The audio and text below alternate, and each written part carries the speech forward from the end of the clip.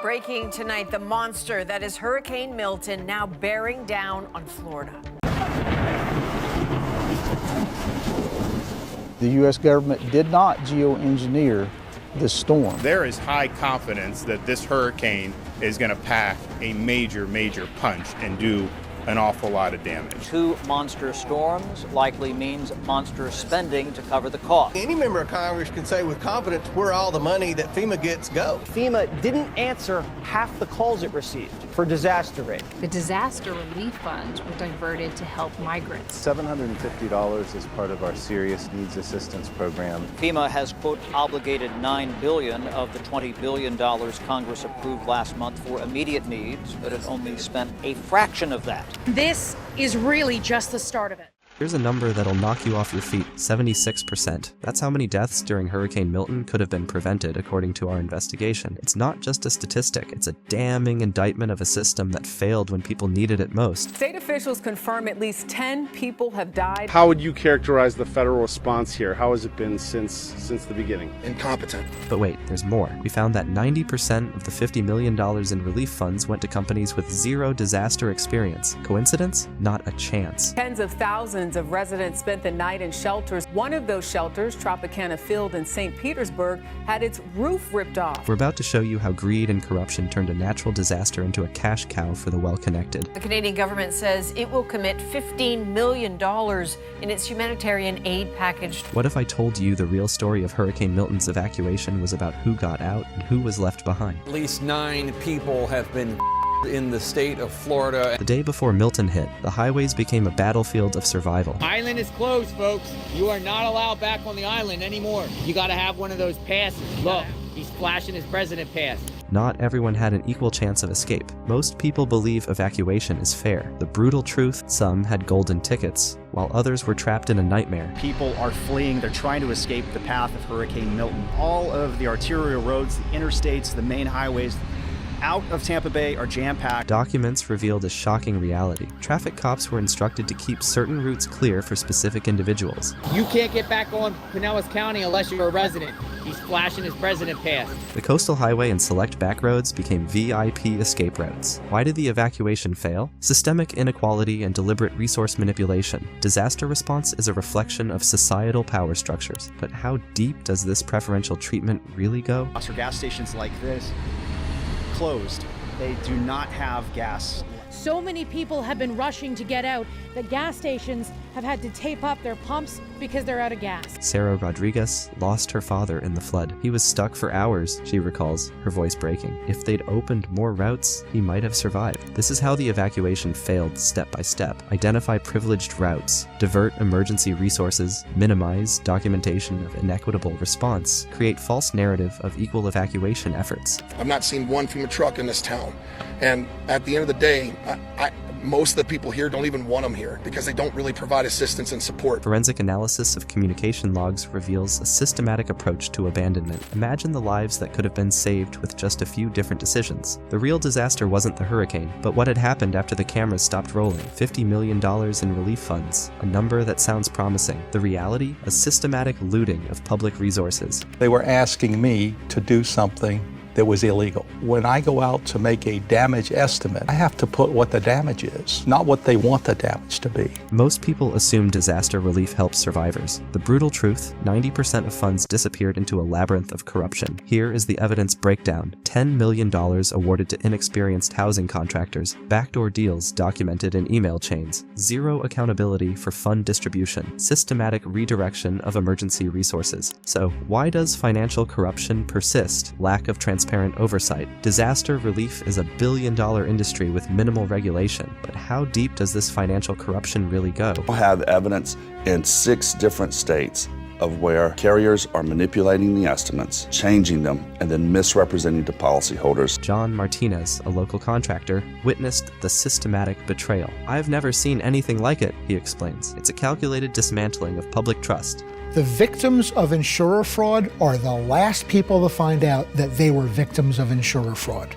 This is how they precisely manipulate the money. 1. Create no-bid contract opportunities. 2. Select politically connected contractors. 3. Minimize documentation documentation of fund usage. 4. Suppress internal whistleblower reports. When executed perfectly, corruption becomes an invisible machine. Imagine what other financial crimes are happening right under our noses. What if surviving the hurricane was just the beginning of a much darker nightmare? The toxic aftermath of Hurricane Milton transformed survival into a slow-motion health catastrophe. Most people believe disaster cleanup is straightforward. The brutal truth, the chemical contamination would become a generational curse. With groundwater contamination in 87% of tested zones and uncontrolled dumping in residential areas that could lead to decades of potential complications. Why environmental disasters persist? Systemic negligence and corporate immunity. Cleanup is often more dangerous than the original disaster. But how toxic is this environmental crime scene? Dr. Elena Martinez, environmental scientist, provides chilling context. This isn't just negligence, it's a calculated environmental assault. Sarah Thompson, a local mother, describes her family's nightmare. Our children can't even play outside anymore. Our home has become a prison. Precise steps of environmental destruction. Minimize toxic waste containment protocols. Suppress scientific warning reports. Redirect environmental monitoring resources. Create false narratives of safe cleanup. When executed systematically, environmental crimes become invisible epidemics. And just when you think you understand the full extent of the damage, another layer of complexity emerges. But the real disaster of Hurricane Milton wasn't the storm.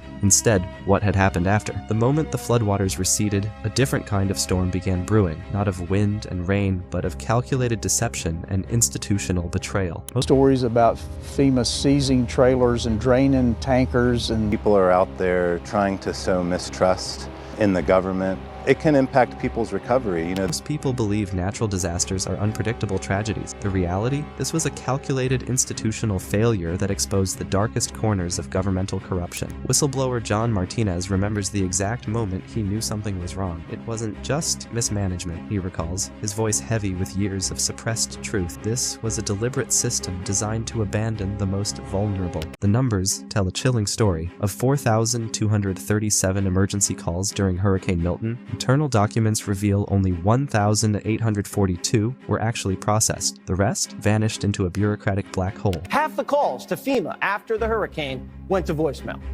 No response. It was a deliberate scheme to do this. They assume government agencies respond effectively during crises. Systematic corruption transformed a natural disaster into a human-made catastrophe. But how deep does this corruption really go? Wait until you hear what our whistleblower revealed. A meticulously documented proof of deliberate institutional misconduct that goes far beyond simple incompetence. Here is the evidence breakdown. 1. 200+ internal documents exposing systematic manipulation. 2. Rescue operation data showing 55% call processing failure. 3. Financial records revealing suspicious $47 million no-bid contracts to Global Rebuild Solutions. 4. Email chains revealing high-ranking officials discussing flood zone residents as acceptable losses. Maria Rodriguez, a 42-year-old teacher, became the face of this institutional betrayal. Her neighborhood, predominantly Latino and low income, received 73% less emergency support compared to affluent areas. They didn't just fail us, she says, they chose to fail us. But the most explosive revelation is yet to come, and it'll make your blood boil. Forensic analysis of communication logs reveals a systematic approach. Emails between Deputy Director Sarah Reynolds and senior FEMA officials show a coordinated effort to minimize exposure and control the narrative. The cover-up becomes a well-oiled machine of institutional betrayal. Imagine what else they're hiding, and how this connects to a decades-long pattern of governmental neglect. What if accountability wasn't just a dream, but a meticulously planned revolution? There's almost no transparency in the claims process, and faking the facts on a claim is not acceptable, and there should be legal consequences for that. The halls of power trembled. Hurricane Milton was about to become more than a disaster. It was becoming a catalyst for systemic change. Most people believe institutional reform is impossible. The reality? Strategic pressure creates genuine change, and Hurricane Milton became the tipping point. Congressman David Chen stood before a packed hearing room, a stack of documents before him. This isn't just about one hurricane, he declared. This is about restoring faith in our institution. Institutional inertia and political corruption make reform seem difficult. Targeted strategic intervention can dismantle corrupt systems. The proposed Disaster Response Accountability Act represented more than legislation. It was a blueprint for systemic transformation. But how do you actually create systemic change? The strategy is more precise than you'd imagine. Here's the comprehensive approach to institutional transformation. 1. Mandatory real-time resource tracking. 2. Independent oversight committees. 3. Severe penalties for information suppression. 4. Guaranteed minimum response standards. 5. Technology-enabled transparency. 6. Community-driven accountability mechanisms. A class action lawsuit representing 12,000 affected residents moved through federal courts. The goal, not just financial compensation, but systemic accountability. The most revolutionary tool for change? It's something no one sees coming. Citizen-developed apps now allow real-time disaster response tracking, creating transparency where opacity once reigned. When executed strategically, resistance becomes reformation. And just when you think you understand the full picture, another layer of complexity emerges. Hurricane Milton exposed a broken system, but what future disasters are we unknowingly setting ourselves up for right now? The story continues. The fight goes on. Our Hurricane Milton investigation uncovered more than a storm. It revealed a system rife with corruption, from VIP escape routes to toxic waste cover-ups. But people aren't standing idle. Island is closed, folks. You are not allowed back on the island anymore. You got to have one of those passes. Look, he's flashing his president pass. They're demanding change, and their collective power might just make it happen. We're not done yet. Our next video, The Storm That Redefined New Orleans, promises shocking revelations about how this disaster reshaped an entire city. It's a stark reminder that these storms aren't just nature's wrath, they're wake-up calls. So let's answer together. Share this video, spread the word, and let's keep pushing for accountability, because when regular folks unite, they can move mountains.